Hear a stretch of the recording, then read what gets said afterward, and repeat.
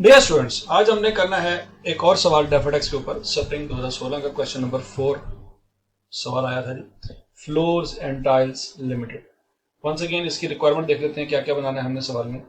बच्चों 17 नंबर का सवाल आया था ये। और prepare a note on taxation expense, मतलब टैक्स एक्सपेंस का नोट बनाना है।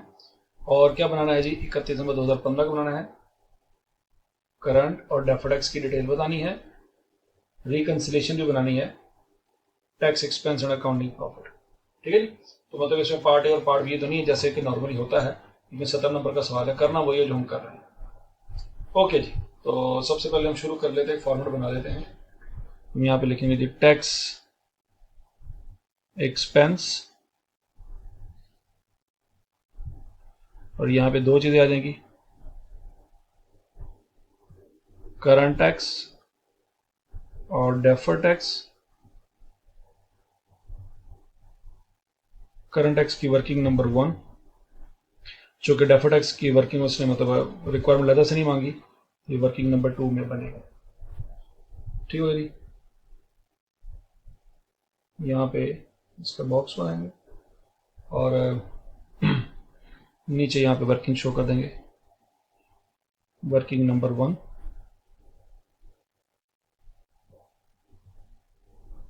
Current tax.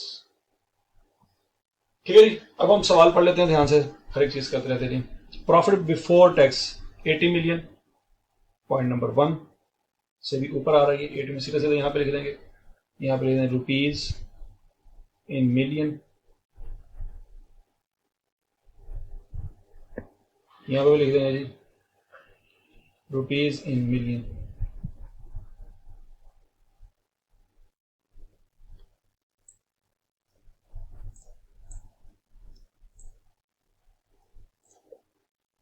ठीक है जी। यहाँ पे लिख देंगे प्रॉफिट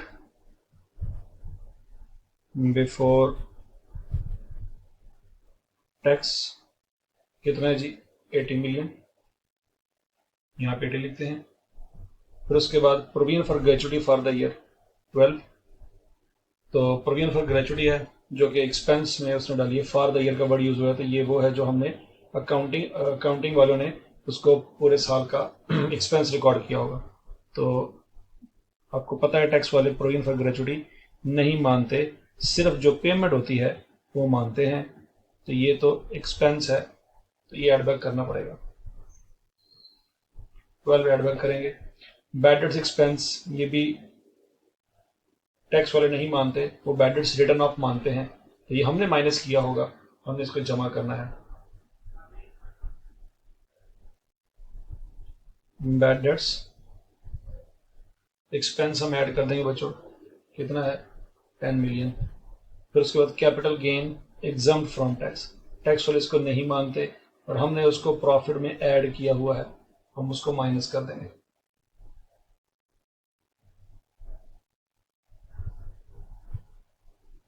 कितना है जी 5, हम उसको माइनस कर देंगे।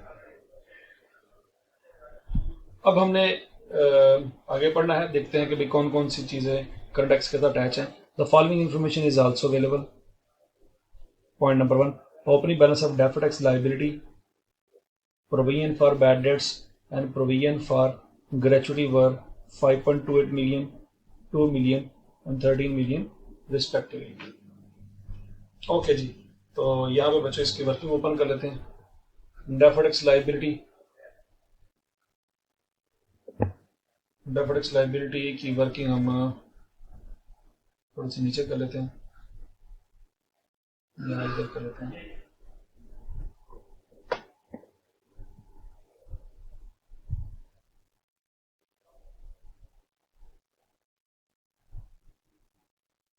Deferred tax liability working number 2.1। ठीक है, वर्किंग नंबर 2 तो हमने रेफरेंस दिया वो डेफर्ड टैक्स को। तो डेफर्ड टैक्स लाइबिलिटी का ओपनिंग बैलेंस उसने बताया है कितना है जी 5.28।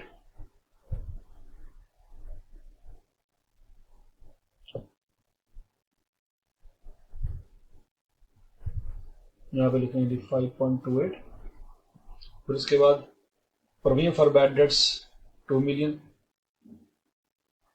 प्रोविजन फॉर बैड डेट्स का भी यहाँ पे हमें वर्किंग बनानी पड़ेगी। Provision for bad debts working 2.2,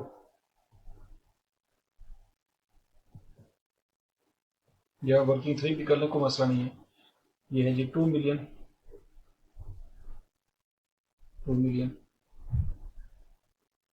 फिर उसके बाद नेक्स्ट क्या है जी, on provision for gratuity 13 million.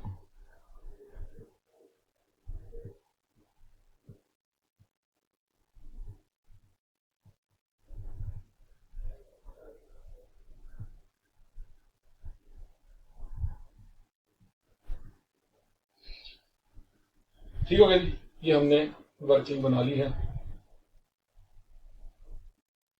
आगे बढ़ते हैं। Point number 2, the cost and other details related to buildings owned including property plant equipment are as follow. कितना जी, opening balance purchase on 1 January 2013, ये परचेज किए थे 350 मिलियन के। तो इसका मतलब है अकाउंटिंग वालों की नज़र में भी 350 मिलियन कॉस्ट है और टैक्स वालों की नज़र में भी 350 मिलियन होगी, क्योंकि परचेज किए हैं एक्चुअल में। ठीक हो गया जी। Cost of building sold on 30 April 2015 for 35 million, ये कैश है और ये कॉस्ट है उस बिल्डिंग की जो हमने बेची है।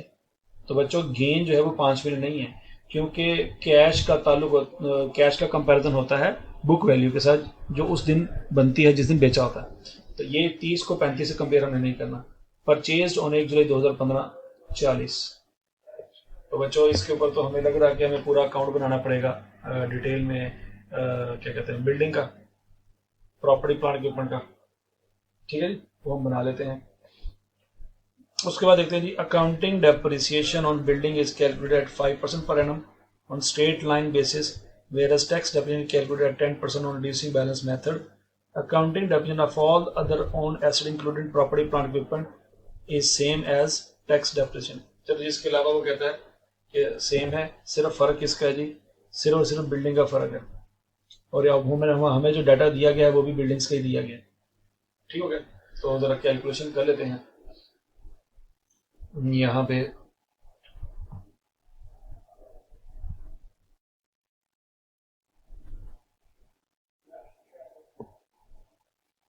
बिल्डिंग की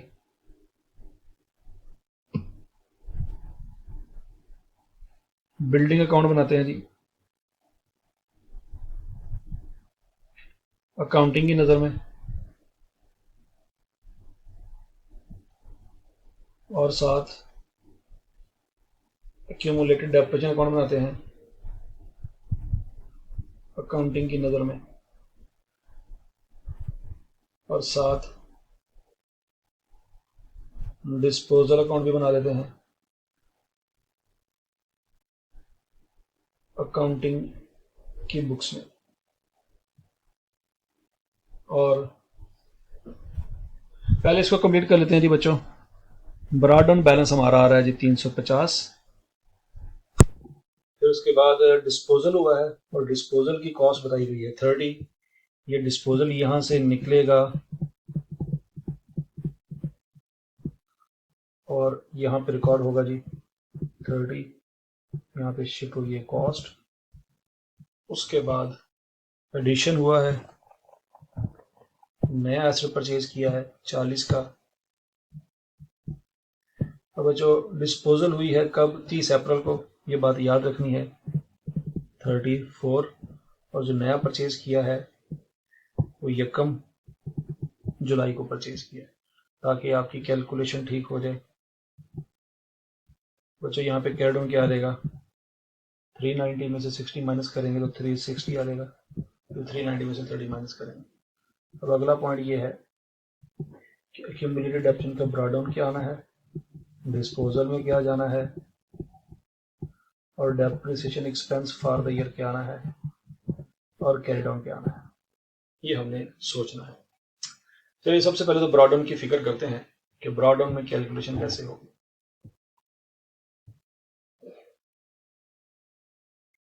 बच्चों सबसे पहला पॉइंट ये है, 1 जनवरी 2013 को हमने परचेज किया था और हमारा ये साल कब ख़त्म हो रहा है जी? हमारा साल ख़त्म हो रहा है 31 दिसंबर 2015। तो 1 जनवरी 2015 तक 2 साल डेप्रिसिएशन चार्ज हुई होगी। और हमारा रेट क्या है? 5% ऑन स्ट्रेट लाइन। और ये 1 जनवरी को परचेज किए थे तो पूरे 2 साल बनते हैं। तो हम यहाँ पे लिख सकते हैं 350 इंटू 5% इंटू 2। 2 साल गुजरने क्या डेप्रिसिएशन टोटल बनती है हमारी? 350 इंटू 0.05 इंटू 2, 35 हमारी डेप्रिसिएशन बनती है टोटल 2 सालों की। ये ओपनिंग बैलेंस आ जाएगा 2014 की भी और 2013 की भी। ठीक हो गया जी। अब डिस्पोजल की बात करते हैं। 30 जो है ना डेप्रिसिएशन हम बात कर रहे हैं जी, वर्किंग कर लेते हैं यहाँ पे। अक्यूमुलेटेड डेप्रिसिएशन ऑफ डिस्पोजल, यहाँ पे हम बात करते हैं जी, इसको वर्किंग नंबर 3 कह लेते हैं, working number 4, working number 5, working number 6। ठीक हो गया जी।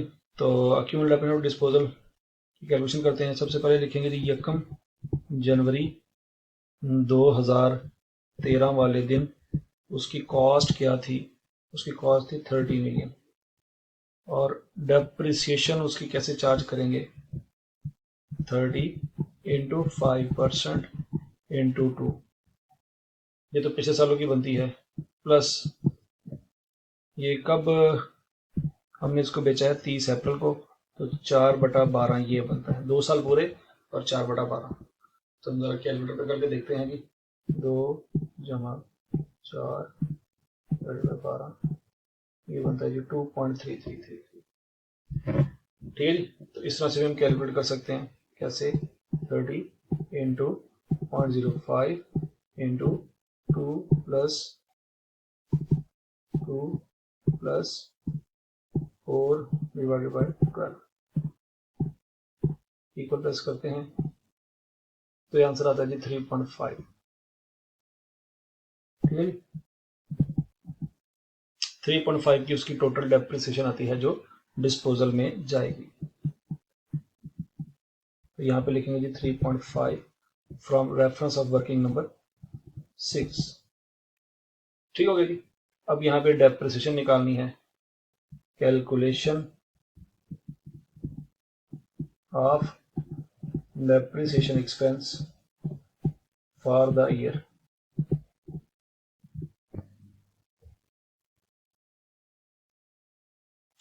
ठीक है जी। सबसे पहले हम कैलकुलेट करेंगे अपने तमाम एसेट्स की डेप्रिसिएशन जो पूरा साल हमारे पास पड़ेगा।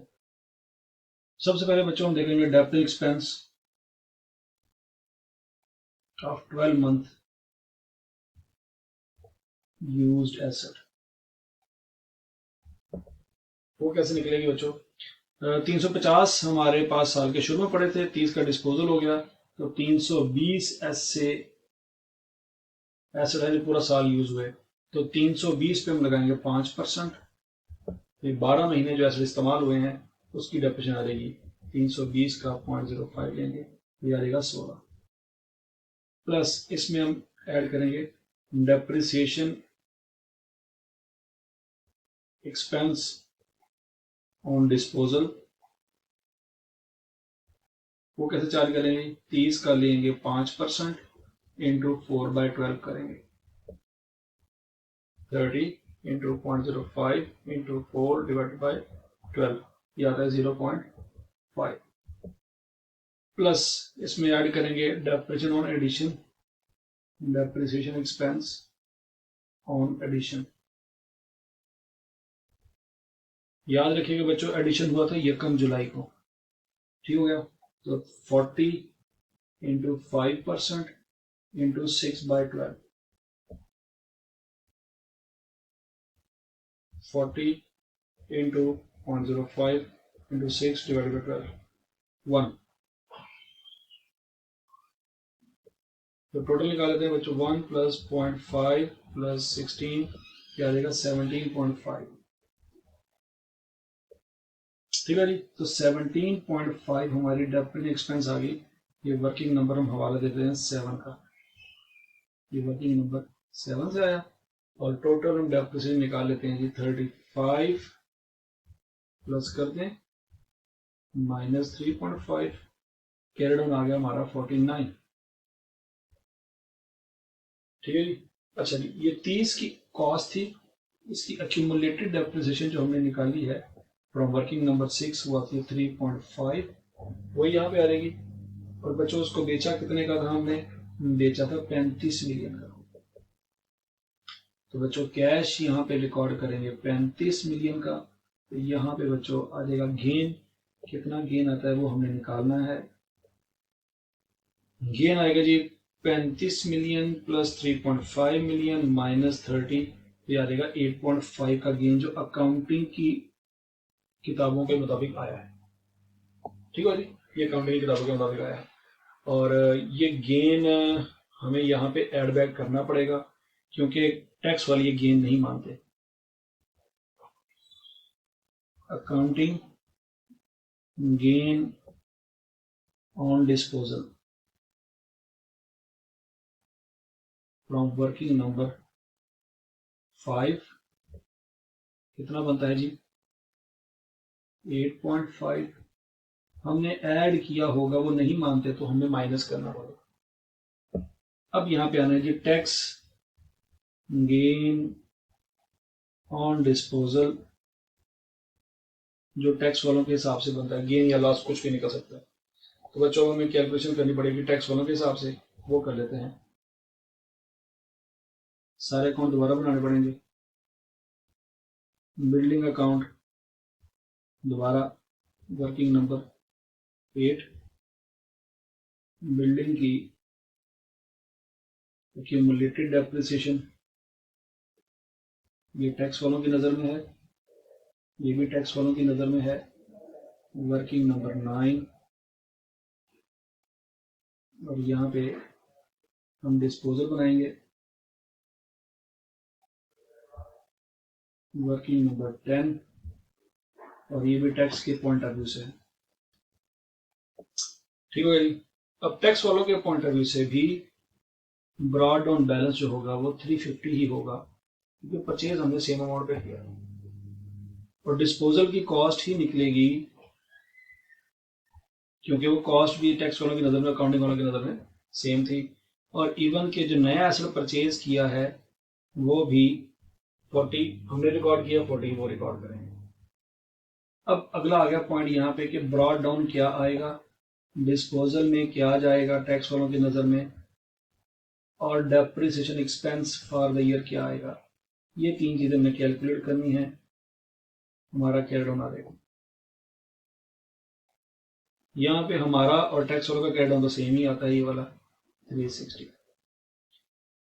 अब हम कैलकुलेट करते हैं जी ओपनिंग कैलकुलेशन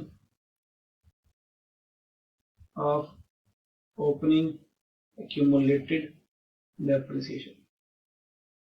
ठीक हो गया जी। सबसे पहले टैक्स वालों ने 350 के ऊपर पहले साल पूरा 10% रेट लगाया होगा, वो आया होगा 35। ये 2013 की बात है। 2014 में टैक्स वालों ने क्या किया होगा, 350 में से 35 माइनस करके बाकी पे 10% लगाया होगा, तो आया होगा 31.5। बच्चों 2 सालों का जो ओपनिंग बैलेंस आता है 66.5। ये हमें समझ आ जाना चाहिए, ये जी 66.5। ठीक हो गया जी। उसके बाद हम देख लेते हैं जी depreciation expense for the year, वो हम देखते हैं। सबसे पहले हम लिखेंगे opening WDV of all assets, of all assets. वो कैसे निकलेगी बच्चों, 350 में से हम ओपनिंग एक्यूमुलेटेड डेप्रिसिएशन माइनस कर देते हैं। 350 minus 66.5, 283.5 less opening WDV of disposal, वो हमने माइनस करनी है। तो वो बच्चों में कैलकुलेट कर लेते हैं हमें। डेप्रिसिएशन ऑन डिस्पोजल 2013 में 30 मिलियन के ऊपर टैक्स वालों ने पूरा 10% रेट लगाया होगा। आंसर आया होगा 3 मिलियन। तो 2014 में उन्होंने 30 मिलियन में से 3 माइनस करके 10% रेट लगाया होगा और आया होगा 2.7। टोटल बनती है 5.7। अब बच्चों वैसे तो ये डिस्पोजल जो हुआ है ना, ये 2015 में हुआ है। कब? अप्रैल में जाके 4 महीने गुजरने के बाद 30 अप्रैल को जाके डिस्पोजल हुआ है। लेकिन बच्चों याद रखना, अगर क्वेश्चन साइलेंट है तो हम फुल ईयर पॉलिसी अप्लाई करते हैं। In case of tax depreciation full year policy is applied when question is silent.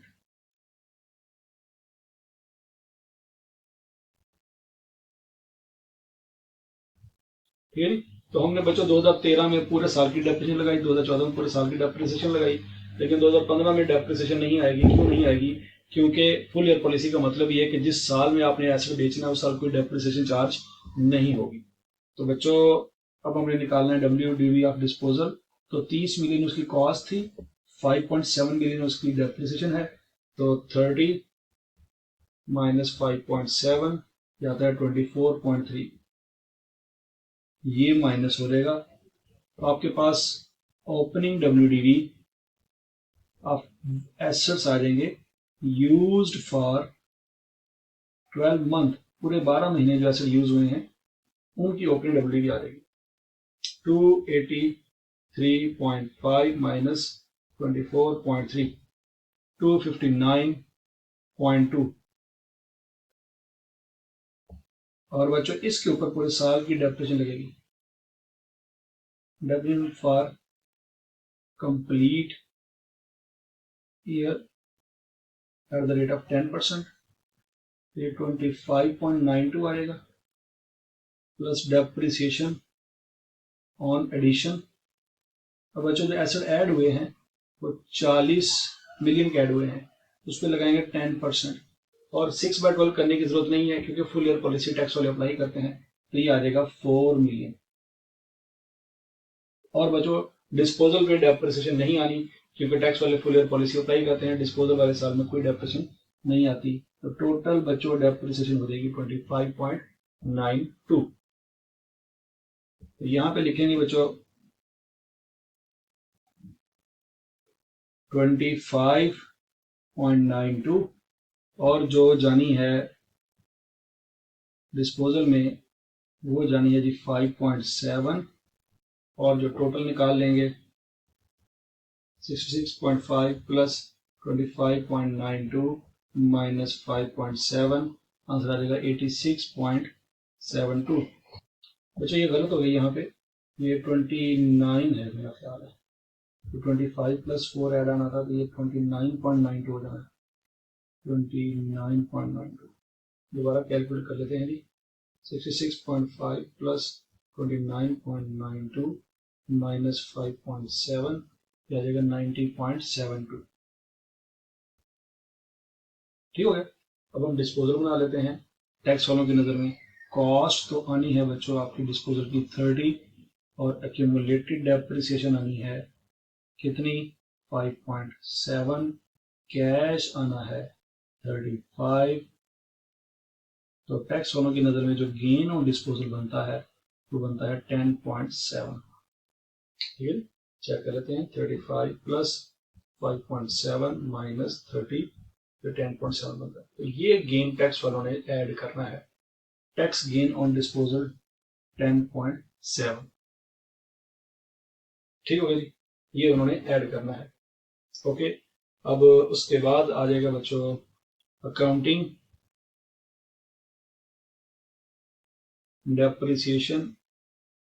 जो हमने चार्ज की है वो टैक्स वाले नहीं मानते, वो एड बैक करनी पड़ेगी। जैसे कि 17.5 हमने यहाँ पे चार्ज की वर्किंग नंबर 7 में, यहाँ पे वर्किंग नंबर 7 का हवाला देंगे। 17.5 ये वो नहीं मानेंगे, एड बैक कर देंगे। टैक्स डेप्रिसिएशन जो टैक्स वाले मानते हैं वो हम माइनस करेंगे। वो हमने कैलकुलेट की है जी कहाँ पे, 29.92 वर्किंग नंबर 9 का हवाला दे देंगे, या यहाँ पे वर्किंग नंबर 10 का भी हवाला दिया जा सकता है, सॉरी 11 का, ठीक है जी। यहाँ पे हम वर्किंग नंबर 11 का हवाला देंगे, कितनी है जी 29.92, ये वो माइनस करने की इजाजत देंगे,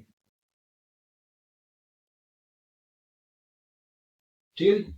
यहाँ तक की बात समझ आ गई। उसके बाद बच्चों अगला पॉइंट नंबर 4 आ गया है। On 1 January 2015, a machine costing 120 million was acquired on finance lease. Some of the relevant information is as follows. Okay, the lease term as well as the useful life is 5 years. ठीक है जी, जितनी lease term है उतनी useful life है। Annual lease rental amounting 30 million are repayable in advance, advance में lease rental है। Interest rate implicit in the lease is 12.59%. The machine would be depreciated over its useful life on straight line method. अब हमें पता होना चाहिए कि जो tax वाले हैं वो क्या करते हैं, सिर्फ जो पेमेंट होती है उसको एक्सपेंस अलाउ करते हैं, जबकि हम क्या करते हैं सिर्फ एक्सपेंस और डेप्रिसिएशन को एक्सपेंस अलाउ करते हैं।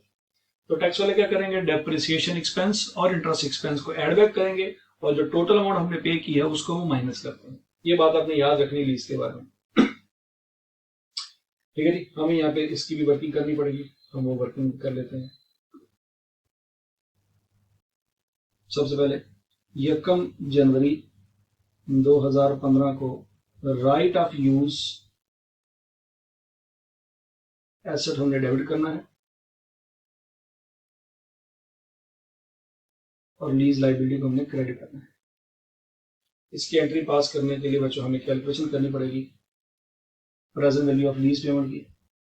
तो हम कैसे करेंगे, एक पेमेंट एडवांस में है और बाकी पेमेंट के ऊपर एनुटी का फार्मूला लगेगा, 1 माइनस 1 पॉइंट वेट क्या है जी 1259, 1259।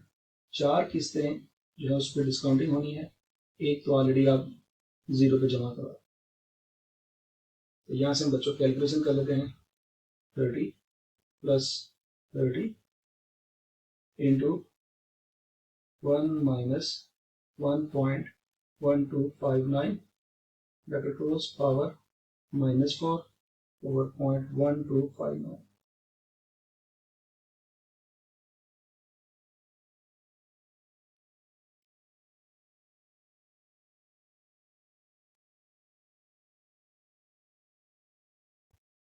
जी 119.999 अप्रोक्सीमेटली बच्चों आ गया 120। तो राइट ऑफ यूज 120 से डेबिट होगा और लीज लाइबिलिटी 120 से क्रेडिट होगी, ठीक है जी। फिर उसके बाद बच्चों 31 दिसंबर 2015 को इसके ऊपर डेप्रिसिएशन चार्ज होनी है। तो बच्चों डेप्रिसिएशन एक्सपेंस हम डेबिट करेंगे और एक्यूमुलेटेड डेप्रिसिएशन या एसेट को क्रेडिट करेंगे। अब डेप्रिसिएशन एक्सपेंस कैसे डेबिट होनी है वो हमने देखना है। 120 है आपके एसेट की वैल्यू और 5 ईयर उसकी लाइफ है। तो बच्चों 120 डिवाइड बाय 5 आंसर आ जाएगा 24। ये 24 हमने एक्सपेंस रिकॉर्ड किया होगा जिसको टैक्स वाले नहीं मानते। उसके बाद बच्चों आना है interest expense. Interest expense debit होना है और इंटरेस्ट पेबल क्रेडिट होना है क्योंकि पेमेंट हमने अगले साल करनी है। तो इंटरेस्ट एक्सपेंस इंटरेस्ट पेबल के लिए हमें क्या चाहिए होगा, हमें चाहिए होगा टेबल 31 दिसंबर 2015 को ये एंट्री भी पास होनी है। तो टेबल एक नन्ना मुन्ना सा बना देते हैं इसको समझने के लिए। यहाँ पे डेट आ जाएगी, यहाँ पे पेमेंट आ जाएगी, इंटरेस्ट आ जाएगा, प्रिंसिपल रीपेमेंट आ जाएगी और आउटस्टैंडिंग बैलेंस आ जाएगी। बैलेंस, डेट, पेमेंट, इंटरेस्ट 12.59% के हिसाब से और प्रिंसिपल रीपेमेंट। बैलेंस कितना है जी 120। कब, 1 जनवरी 15 को, और 1 जनवरी 15 को ही पेमेंट हो रही है कितनी 30 मिलियन। कोई इंटरेस्ट नहीं बनता, सारे का सारा प्रिंसिपल है 90 मिलियन है। फिर 1 जनवरी 16 को अगले साल के शुरू में पेमेंट होनी है 30 मिलियन उस वक्त इस 90 मिलियन के ऊपर रेट लगेगा 12.59। तो 90 इंटू 12.59 आंसर आ जाएगा 11.33। अगले साल का इंटरेस्ट बनता है। और बच्चों 30 इनमें से माइनस करके 18.67 जो है वो माइनस होगा प्रिंसिपल रीपेमेंट। और बच्चों ये 90 में से माइनस होगी तो 71.33 आपकी अगले साल लीज लायबिलिटी बन जाती है। ठीक है जी, बराबर इतना ही काफी हमने बस इंटरेस्ट एक्सपेंस की रिकॉर्डिंग करनी थी, वो हमने रिकॉर्ड कर लिया है। ये पे तो बच्चों 1 जनवरी 16 को होगा, लेकिन ये बनता पिछले साल का है। तो ये हमने यहाँ पे इंटरेस्ट एक्सपेंस को डेबिट किया होगा और इंटरेस्ट पेएबल को क्रेडिट किया होगा। तो बच्चों ये हमें रिवर्स करने हैं दो, और जो पेमेंट एक्चुअल में बनती है 30 वो हम माइनस करेंगे। ठीक है जी, यहाँ पे हम लिखेंगे बच्चों डेप्रिसिएशन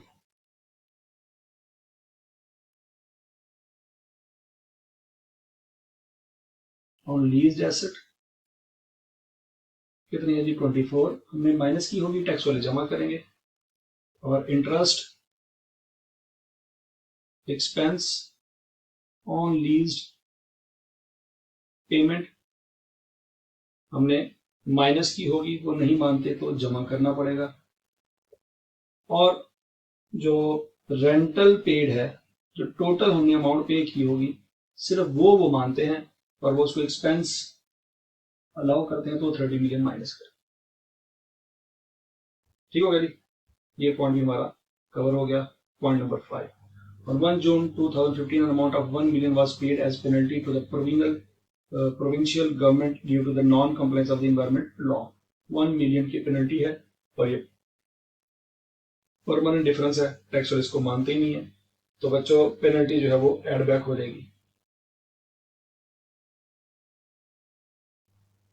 ठीक है, पेनल्टी कितनी है 1.0, ये एड बैक कर देंगे। ठीक है जी बच्चों, मैं ये थोड़ी सी स्पेस बना लूं, 1 मिनट आ जाए। उसके बाद बच्चों देखते हैं जी अगला point, point number 6, the amount of gratuity paid to outgoing members was 1 million. अब टैक्स वाले सिर्फ और सिर्फ जो पेमेंट होती है उसको अलाउ करते हैं, ग्रेचुटी एक्सपेंस को अलाउ नहीं करते। तो ग्रेचुटी पेड जो है वो टैक्स वालों की नजर में डिडक्टेबल अलाउंस है, तो 10 मिलियन वो माइनस कर देंगे। तो उसके बाद अगला पॉइंट देखते हैं जी, during the year entertainment expense and repair expense amounted to 6 million and 8 million respectively pertain to year ended 31 नवंबर 2013। ये प्रायर ईयर इशू है बच्चों, हम तो 2015 में खड़े हैं, ये 2013 के खर्चे हैं, वो डिसअलाउ हुए पड़े हैं। तो इसका हमारे करंट टैक्स की वर्किंग से कोई लेना देना नहीं है, तो वो हम देखेंगे फाइनल उसके नोट में। FTL is decided to file appeal only against the decision regarding the repair expense। तो जिस चीज की अपील है उसका तो कुछ नहीं करेंगे, लेकिन जिस चीज को हमने एक्नॉलेज कर लिया है चुप करके, वो हमें उसके ऊपर टैक्स पे करना पड़ेगा। ठीक है जी, तो बच्चों इसके ऊपर टैक्स पे करेंगे, इसके ऊपर टैक्स पे नहीं करेंगे क्योंकि उसके ऊपर हमने अपील दायर की हुई है। तो 6 मिलियन का हमें कितना पे करना पड़ेगा, 32% पे करना पड़ेगा। ठीक है, तो हम बाद में लेते हैं। बाकी बच्चों सारा सवाल हमारा कंप्लीट हो गया, इसका मतलब है यहाँ पे हम फाइनल अपना टैक्सेबल प्रॉफिट कैलकुलेट कर सकते हैं। कैलकुलेटर पकड़ लेते हैं, 80 plus 12 plus 10 minus 5 minus 8.5 plus 10.7 plus 17.5 minus 29.92 plus 24 plus 11.33 minus 30 plus 1 plus 10।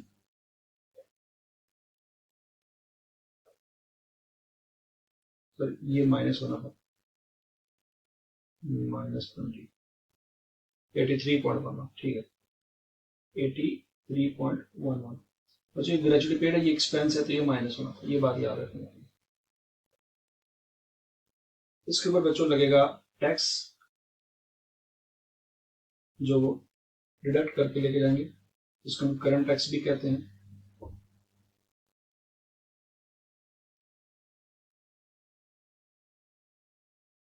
At the rate of 32%, 0.32 से मल्टीप्लाई कर देंगे, 26.6 आ जाएगा। 26.6 मिलियन है बच्चों, वो यहाँ पर लिख देंगे 26.6 मिलियन। ठीक है जी। अब अगली वर्क की आ गई है जी डेफर्ड टैक्स की, वो हम कैलकुलेट कर लेते हैं।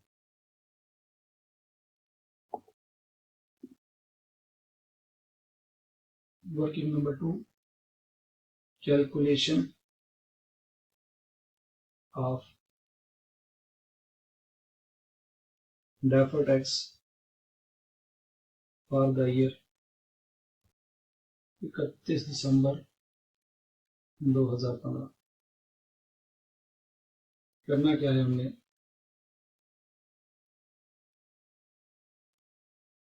यहाँ पे आइटम्स आ जाएंगे, कैरिंग अमाउंट, टैक्स बेस और difference. Carrying amount, tax base और डिफरेंस। ठीक है जी। तो सबसे पहले हम शुरू से देखते हैं किस किस में डिफरेंस आ सकता है। सबसे पहले तो बच्चों प्रोविजन फॉर बैड डेट्स जो यहाँ पे नजर आ रहा है हमें पहले पॉइंट में, इसको देखेंगे। ये सारे तो करंट टैक्स की वर्किंग के साथ अटैच है क्योंकि फॉर द ईयर खर्चे हैं। ठीक है, ये भी फॉर द ईयर लिखा है, ये भी फॉर द ईयर लिखा है, ये भी capital gain for the year है, प्रॉफिट भी फॉर द ईयर है, ये सारे करंट टैक्स में जाएंगे। Opening balance of deferred tax liability वो तो ऑलरेडी आ रहा है। Provision for bad debts and provision for gratuity work 2 million and 13 million. तो 2 मिलियन और 13 मिलियन हम यहाँ पे लिखेंगे। अभी उसके तो हमने शायद अकाउंट बनाए भी हुए हैं। वहाँ पे अकाउंट,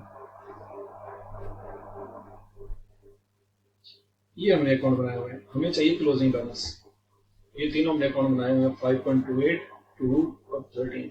हमें यहाँ पे क्लोजिंग बैलेंस चाहिए, यहाँ पे क्लोजिंग बैलेंस चाहिए और यहाँ पे क्लोजिंग बैलेंस चाहिए।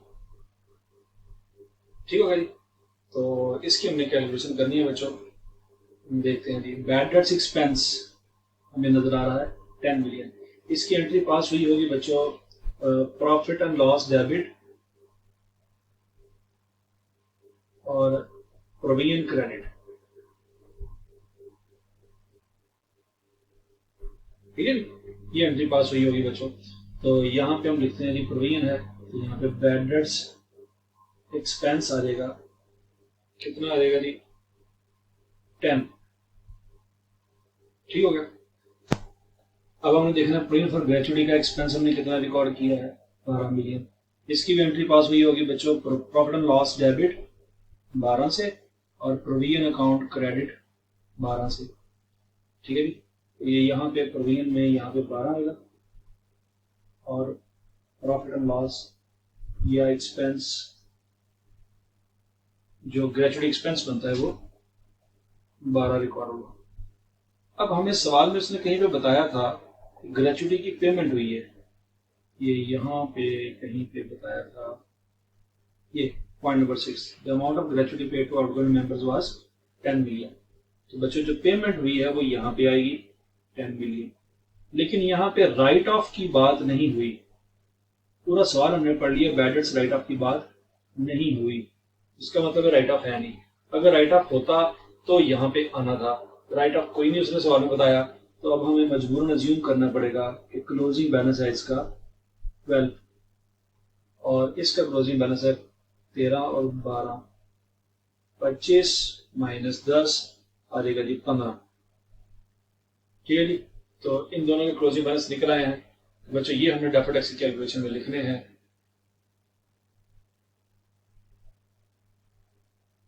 सबसे पहले लिखेंगे जी provision for bad debts,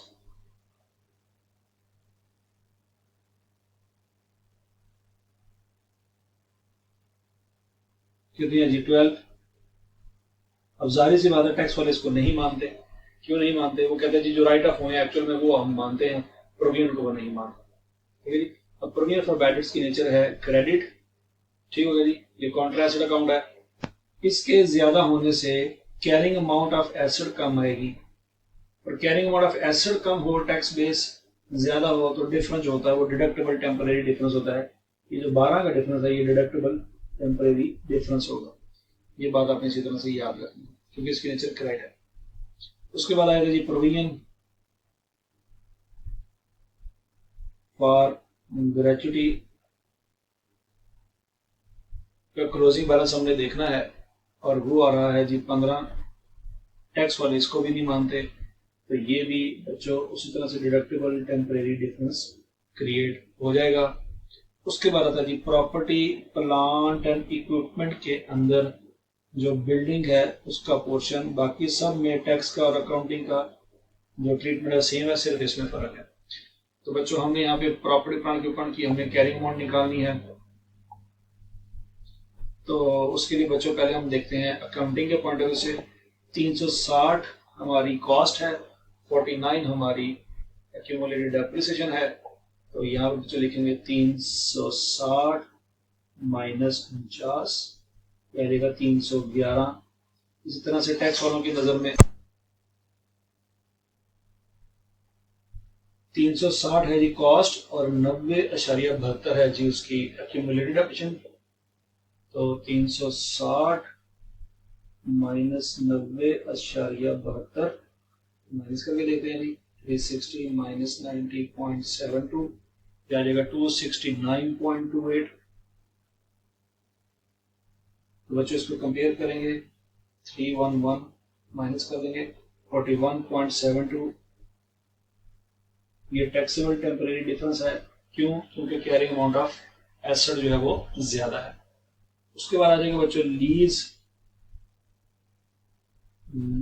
liability और राइट ऑफ यूज एसेट। ठीक है जी। तो सबसे पहले लीज लाइबिलिटी की बात करते हैं बच्चों। लीज लाइबिलिटी 31 दिसंबर 2015 के एंड पे जाके 90 मिलियन की है। तो ये हम यहाँ पे लिखेंगे 90 मिलियन। टैक्स वाले इसको मानते ही नहीं है तो यहाँ पे भी 90 मिलियन आ जाएगा। लेकिन बच्चों 90 मिलियन जो है लाइबिलिटी की वैल्यू है। तो लाइबिलिटी के कैरिंग अमाउंट अगर टैक्स बेस से ज्यादा हो तो डिडक्टेबल टेम्परेरी डिफरेंस आएगा।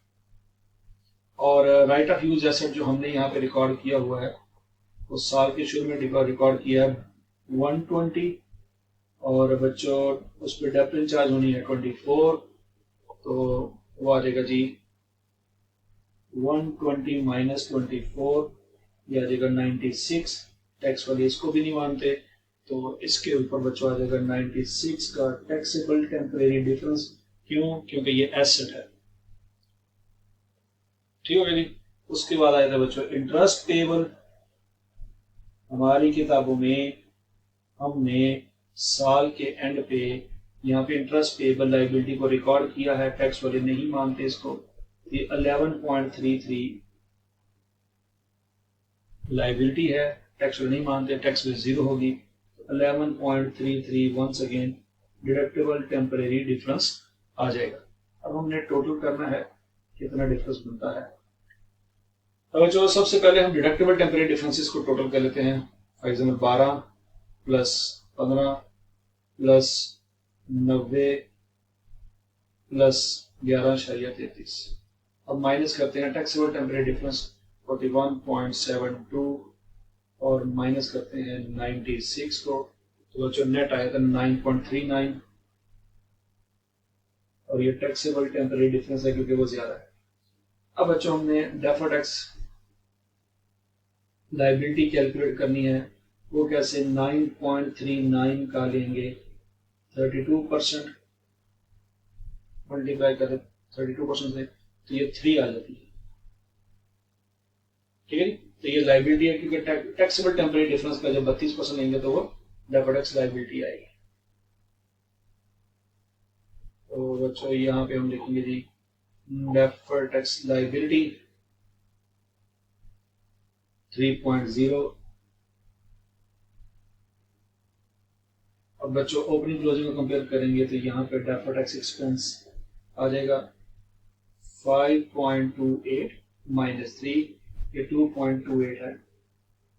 तो बच्चों इससे अगर डेफर्ड टैक्स लाइबिलिटी डेबिट हो रही है तो हमारा ये एक्सपेंस जो है वो क्रेडिट हो जाएगा 2.28 यहाँ से माइनस हो जाएगा। तो 26.6 माइनस 2.28 करेगा 24.32। ये हमारा टैक्स एक्सपेंस बनता है हमारे प्रॉफिट के ऊपर इस साल का। ठीक हो गया। अब ये इसके साथ हमने एक और चीज भी लिखना है, प्रायर पीरियड टैक्स, जो कि आखिरी पॉइंट है कि जो दो क्लेम गवर्नमेंट ने हमारे नहीं माने, कौन कौन से, एक तो एंटरटेनमेंट एक्सपेंस नहीं माना और एक रिपेयर एक्सपेंस नहीं माना। रिपेयर एक्सपेंस के ऊपर तो हमने अपील कर दी है, एंटरटेनमेंट एक्सपेंस के ऊपर हमने अपील नहीं की। इसका मतलब ये हुआ कि एंटरटेनमेंट एक्सपेंस के ऊपर में 6 मिलियन का 32% पे करना पड़ेगा। ठीक है जी। तो यहाँ पे हम लिखेंगे जी 6 का 32% हमें पे करना ही करना है। तो यहाँ पे देंगे 6 इंटू 32 1.92। ठीक है जी। ये हमें जमा करना पड़ेगा और यहाँ पे हमारा टोटल आंसर आएगा। तो 24.32 प्लस 1.92 ये 26.24 बनता है। ये टोटल है बच्चों। अब जब रिकंसिलेशन हमने करनी है ना, तो ये याद रखिएगा, रिकंसिलेशन में हमने इस बैलेंस के साथ मैच करना है, 26.24 के साथ मैच नहीं करना, क्योंकि ये टैक्स पूरा है प्रायर ईयर। ठीक है जी। अब हम यहाँ पे बच्चों रिकंसिलेशन कराएंगे।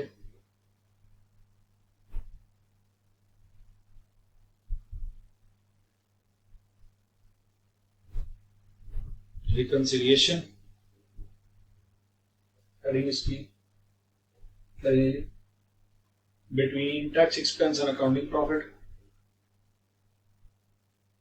tax expense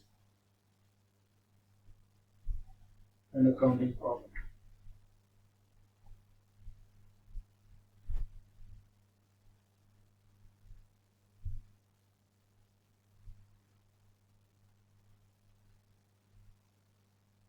सबसे पहले हम लिखेंगे प्रॉफिट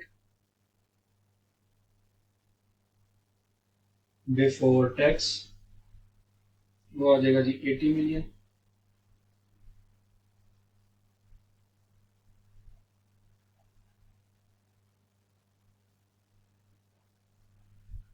ठीक है जी। उसके बाद टैक्स रेट है,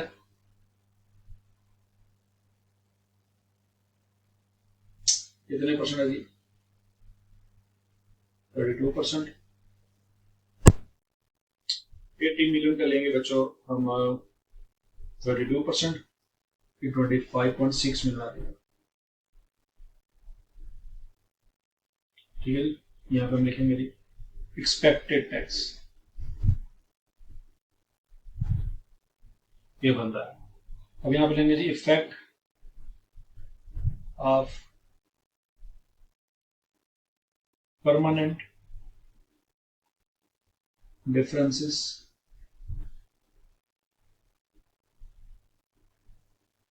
उसमें सबसे पहले आ जाएगा बच्चों पेनल्टी 1 मिलियन का 32%, ये आ जाएगा 0.32। अब ये जमा करना है या माइनस करना है, ये हमें सोचना पड़ेगा बच्चों। हमने अपने इस प्रॉफिट में पेनल्टी माइनस की हुई है ऑलरेडी, तो लिहाजा इसका मतलब है हमारी तरफ से ये जो टैक्स बनता है ये भी कम बनता होगा, क्योंकि हमने कम अमाउंट पे रेट लगाया। हमें ये पेनल्टी को जमा करना चाहिए, क्योंकि हमने अपनी तरफ से माइनस की हुई है। ठीक है, टैक्स वाले माइनस नहीं करते, तो इसलिए हमें यहाँ पे इसको जमा करना चाहिए। उसके बाद जी एग्जाम्प्ट इनकम, जो कैपिटल गेन है वो कितना है जी, यहाँ पे वो है जी 5 मिलियन। ये एग्जाम्प्ट है, ये भी परमानेंट डिफरेंस है। 5 मिलियन के लेंगे बच्चों 32%, तो 5 इंटू 0.32 ये आ जाएगा 1.6। तो बगला सवाल ये इसको जमा करेंगे कि माइनस। बच्चों हमने अपनी तरफ से ये इनकम इसमें जमा की हुई है, तो इसका मतलब है ज्यादा अमाउंट पे अपने टैक्स लगा लिया है। तो 25/6 में हमने उस इनकम के ऊपर भी टैक्स लगा लिया है, जो कि टैक्स वाले उसको इनकम नहीं मानते। तो बच्चों इसका मतलब हमने टैक्स ज्यादा कैलकुलेट कर लिया है, तो अब क्या करेंगे, इसको माइनस करेंगे। ठीक है जी।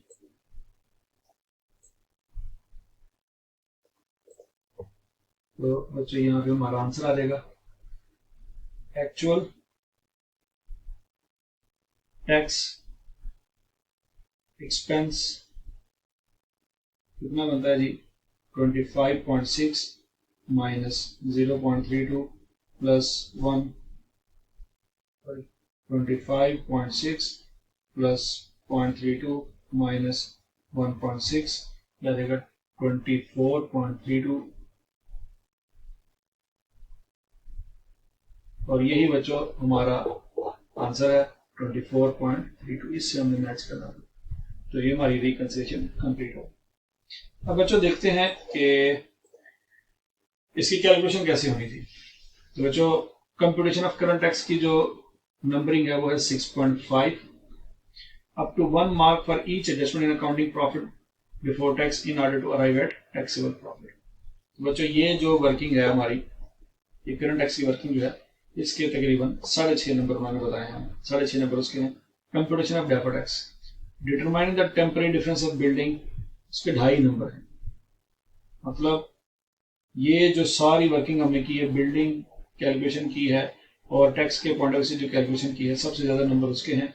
ये जो 311 और ये 269 जो हमने जो निकाला है, इसके कितने नंबर वो दे रहा है जी 2.5 number. Up to 1 mark for determine the each other temporary difference, total 4 marks हैं। ठीक है जी। तो बाकी के 1 2 3 4 5 वैसे तो 5 बनते हैं, लेकिन उसमें 4 नंबर दिए। उसने अप टू का वर्ड यूज किया, हो सकता है किसी को 0.55 की। ठीक हो गया जी। अब उसके बाद बच्चों disclosures and presentation including reconciliation of tax charge जो है वो 4 उसके मार्क्स हैं। 4 + 4 8 और 10.5 11 और 6 17 मार्क्स। अच्छा जी बच्चों, अब हम पढ़ते हैं जी इसके कमेंट्स। एग्जामिनर ने क्या बताया इसके बारे में।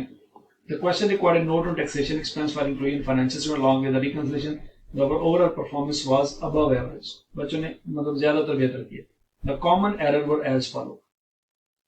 जो आपके सीनियर हजरात ने जो गलती की है वो नोट कर लें बच्चों, क्योंकि वो आपसे भी हो सकती है अगर आपने केयरफुली ना देखा चीजों को।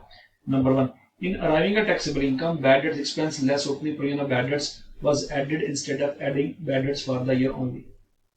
ठीक है जी बच्चों, आपने क्या करना था कि bad debts for the year जो थे सिर्फ वो ऐड करना था। बच्चों ने प्रोविजन भी ऐड कर दी। फॉर द ईयर जो एक्सपेंस होता है उसको ऐड बैक करना था सिर्फ और सिर्फ। ये सीधा सीधा सवाल में दिया हुआ था। उन्होंने 10 माइनस करने के बजाय 12 माइनस कर दी। ये गलती की है। The finance charge lease was incorrectly computed 12.59 of 120।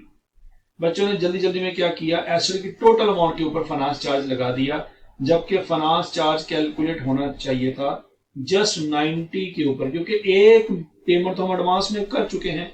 तो एक 120 में से 30 माइनस करने के बाद जो 90 बचता है उस पर इंटरेस्ट लगना चाहिए था। ठीक है जी, वो बता रहा है। As they fail to realise that since annual lease rentals were required to be paid in advance, the amount is outstanding on 1st January was the cost of asset minus lease rental। ठीक है, तो 120 में से 30 minus होने के बाद उसके ऊपर रेट लगना था। तो ये गलती की है बच्चों। उसके बाद तीसरी गलती क्या हुई बच्चों से, accounting depreciation of building purchase and sold were calculated incorrectly as entire years depreciation was provided on building purchase whereas no depreciation was provided on building dispose of. ठीक है जी, तो बच्चों डेप्रिसिएशन बच्चों ने गलत कैलकुलेट की है। हालांकि टैक्स में ये बात होती है, अकाउंटिंग में ये बात नहीं होनी थी। आगे जी, in deferred tax computation the provision for gratuity was calculated incorrectly as the amount of gratuity paid was not deducted in arriving at the provision for gratuity. तो बच्चों जो ग्रेच्युटी पेड की है वो तो टैक्स वाले मानते हैं, तो जो मानते हैं तो वो माइनस होनी चाहिए थी, और एड बैक जो होना चाहिए था वो क्या होना चाहिए था, जो ग्रेच्युटी हमने बनाई है कितनी 12। अब बच्चों ने क्या किया कि क्लोजिंग जो वैल्यू निकालनी थी उसको निकालते वक्त 13 और 12 को जमा किया, लेकिन ये 10 जो पेमेंट की है ना ये वो भूल गए, तो 13 और 12 उन्होंने यहाँ पे 25 लिख दिया, हालांकि 15 आना था। ये गलती बच्चों ने की है। Very few students knew that prior year taxation has to be shown separately and its calculation. बहुत कम बच्चों को पता था कि प्रायर ईयर हमें अलग शो करना होता है, या लोगों ने मिस कर दिया। Very few students appreciated the fact that if management is confident of successfully contesting any bad add backs made in prior year by tax authorities, no adjustment is required in respect thereof। अब बच्चों simple सा point वो ये कह रहा है कि जैसे कि हमने इसके ऊपर अपील कर दी थी रिपेयर एक्सपेंसेस के ऊपर, तो इसको हम इसके ऊपर टैक्स हम नहीं पे करेंगे, ना ही अपनी वर्किंग में शो करेंगे क्योंकि हमने अपील की हुई है। लेकिन जिसके बारे में साइलेंट है, एंटरटेनमेंट एक्सपेंस के बारे में हम खामोश हैं, तो इसका मतलब है हम अंदर खाते मान चुके हैं कि इसके ऊपर हमें टैक्स पे करना पड़ेगा। तो बच्चों ने ये चीज भी इग्नोर कर दी। ठीक हो गया। उसके बाद very few students seem to know about the permanent differences and their impact on the reconciliation. तो बच्चों परमानेंट डिफरेंस जो थे, एक तो था एग्जाम्प्ट इनकम, कैपिटल गेन, और एक था पेनल्टी। ये बहुत सारे बच्चों ने गलती की है कि उनको इसको इंपैक्ट को लेना चाहिए था रिकंसिलिएशन में, वो इसको भूल बैठे।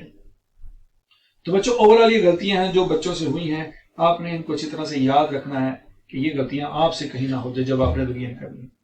होपफुली बच्चों आपको ये सवाल समझ आया होगा। Thank you. Allah Hafiz.